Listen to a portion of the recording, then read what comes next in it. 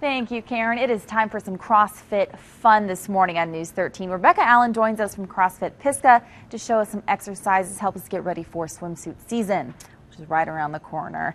Okay, so you've got a kettlebell. Explain to our viewers what a kettlebell is for those who don't know. So this is a kettlebell, and I brought it because there are so many different exercises that you can do with it. A ton. CrossFit is actually focused on core to extremity training. What does that mean? That means that we're building the area that supports the rest of our body. Most people think your core is really just your abdominal muscles, and it's not. Oh, That's okay. part of it, Right. But it also includes your hip flexors, your low back, your upper glutes. So we're going to strengthen that whole area so that not only can we keep proper form, but we can really become more powerful because our base is powerful. All right, so give us some exercises that work on that core. Okay, so the first one that you guys saw in the teaser is a goblet squat. You really actually hold the kettlebell upside down. Okay. You get in a squat position where you're going to allow your knees to go out so that you're dropping below hip crease. Okay. Meaning when you come down, you're going to drop your butt that's just much below lower. your Can you knees. see how low? You're still going to keep your core tight, like we've talked about, keeping it engaged, and you're going to come straight back up. When you come up, you're going to, again, tighten the lower glute, lower back area so that you can make sure that you're getting a full hip extension. And don't let your knee go over your toe, right? That's Correct. another thing. Correct. Okay. That's why we actually open our stance so that you can allow those knees to go out instead of getting in a position where you're leaning forward. Your knees kind of going, yeah, Right. that's not good. Putting a lot of stress on your low back and Right. knees. We don't want that. What's another exercise? So another one is a kettlebell swing, and for anybody, These are good. For anybody who has been exposed to CrossFit, they've seen this or a version of this.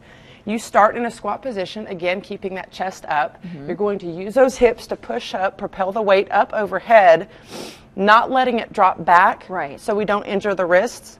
And then we're going to bring it back down and cushion and push back up.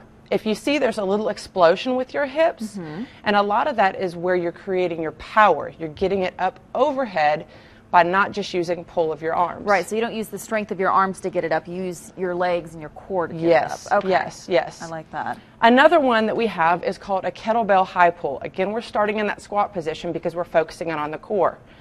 Starting down here, chest is still up, and then pulling right up to your chin. You want it to come up to chin or above collarbone level. Okay. And you want those elbows out so it's stabilized. You do want it out, not down. Yes. Okay. If you start dropping, then one, you're putting stress on your wrist, and you're turning your shoulder in an awkward position. Okay. So all together, Very good. I'm feeling very lazy as we go through this segment. Rebecca, no, you know, I'll let you do that. You're going to be at our LiveWell Expo, and that's next weekend. What are you Yes. going to be doing there? well, you'll see some of these movements, but you're going to see a lot of other movements that we use in our CrossFit workouts. One of the big things that I want to stress is every CrossFit workout is scalable, meaning that the movement that you see the instructor demonstrate may not be the one that you'll be doing. Okay. We want to make CrossFit available for everybody and every ability level. So in doing that, we are able to scale movements, substitute movements. So Great. you'll be seeing some of that next weekend. Okay. Thank you so much for coming in. I learned a you. lot this morning.